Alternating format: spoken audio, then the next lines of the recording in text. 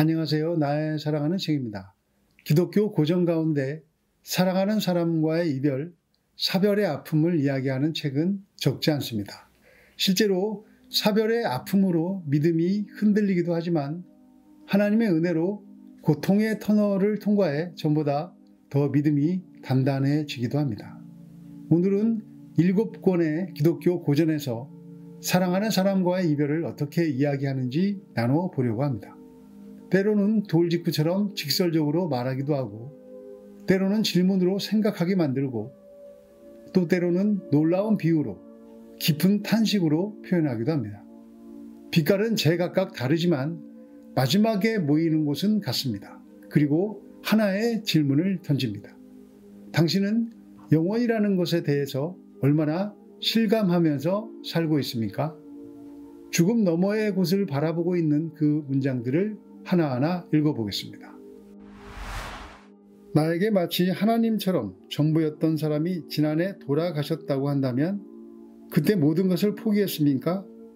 아파 누웠습니까? 낙심되었습니까? 아니면 주님을 보았습니까? 당신은 내가 뭘 잃었는지 몰라요. 그것은 참으로 큽니다. 하나님까지도 잃어버린 것 같습니다. 그러나 하나님이 죽음에 대해 아시는 바를 알게 되면 당신은 축 처진 손을 들어 손뼉을 칠 것입니다. 그러니 내가 당신을 헛되이 위로할 이유가 없습니다. 조지 맥도날드 목사님은 하나님께서 아시는 죽음의 의미를 우리가 알게 된다면 손뼉을 칠 것이라고 합니다.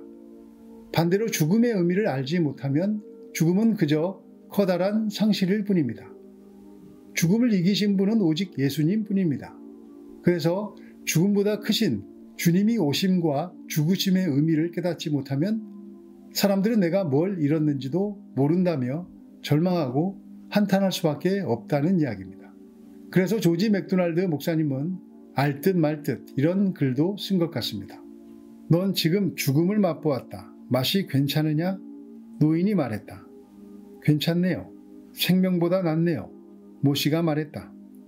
아니야, 그건 또 다른 생명일 뿐이란다. 노인이 말했다.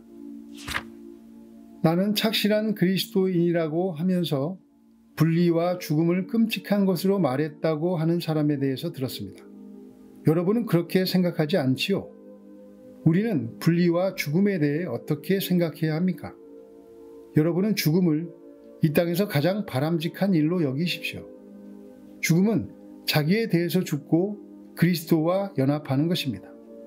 분리, 말하자면 여러분은 세상에 전혀 얽매이지 않도록 분리되고 그 분리로 말미암아 하나님과 하나님의 사랑에 연합되며 그 분리로 말미암아 매일 하나님과 함께 살고 행할 수 있게 되는 것이 어려운 일이라고 생각합니까?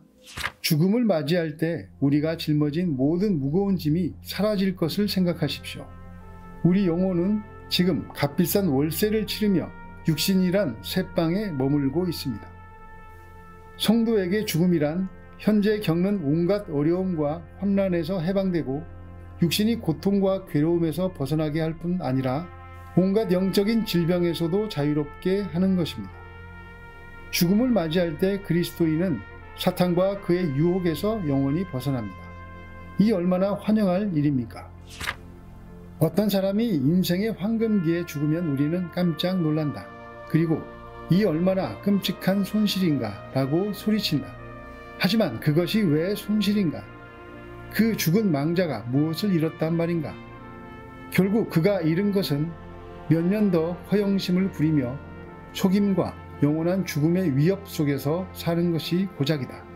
망자의 죽음 앞에서 그를 사랑했던 사람들은 무엇을 잃게 되는가? 죽음의 현실 앞에서 세상적인 향락의 독소와 거기에 취했던 자신의 행동에서 벗어날 수 있다. 그리고 그동안 자신이 쭉 잊고 지냈던 하나님과 자신에 대해 생각하게 될 것이다.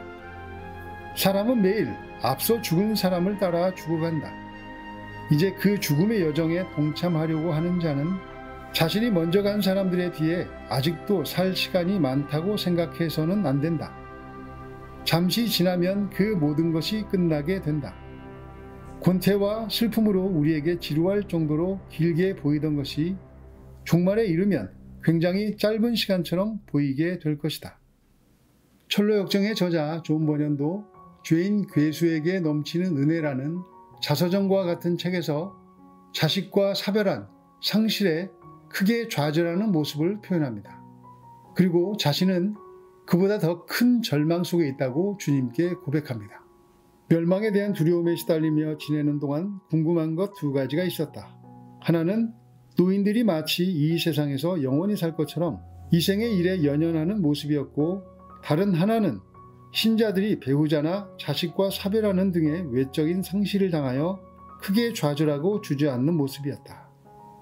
주님, 이렇게 사소한 일들로 세상은 얼마나 분주한지요.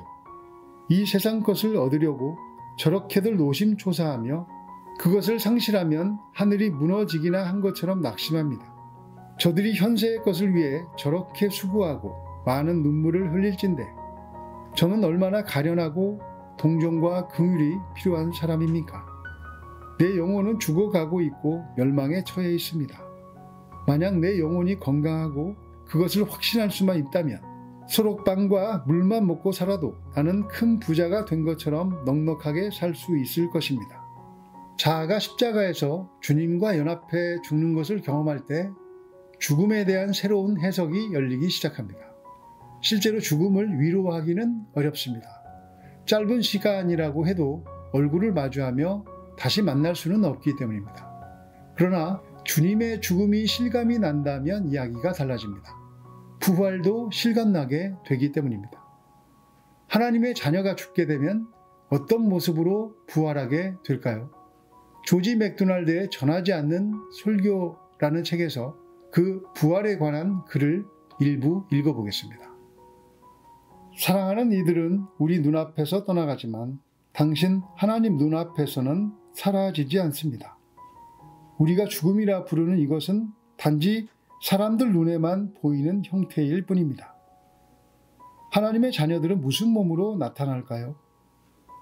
죽음을 맞이할 때 사람의 의식은 자기 육체를 다음날 아침에 더 좋은 새 옷을 입으려고 밤에 잠자리에 들며 벗어던진 옛 옷과 다름이 없는 것으로 인식할 것입니다. 모든 눈이 사랑하는 이를 볼 것이며 모든 마음이 이렇게 외칠 것입니다.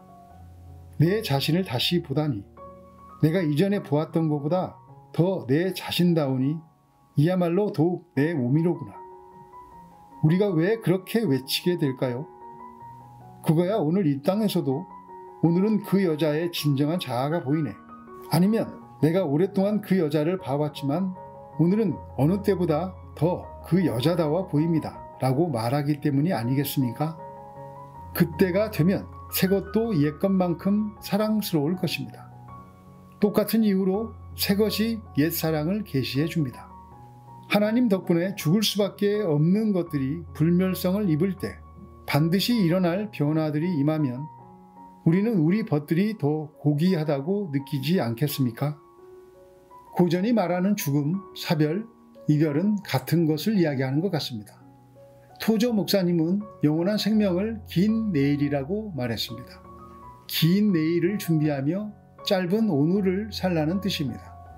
그 이유는 간단합니다. 죽음은 종착역이 아니라 새로운 곳으로 이어지는 터널이기 때문입니다. 막혀있거나 닫혀있는 터널이 아니라 새로운 곳으로 가기 위해 지나가야 하는 문이라는 것입니다. 우리의 호흡이 있는 동안 자아의 죽음을 통해 죽음이라는 새로운 시작을 미리 설레는 마음으로 준비할 수 있다는 것은 오직 십자가 은혜를 경험한 사람만이 할 수 있는 이야기인 것 같습니다.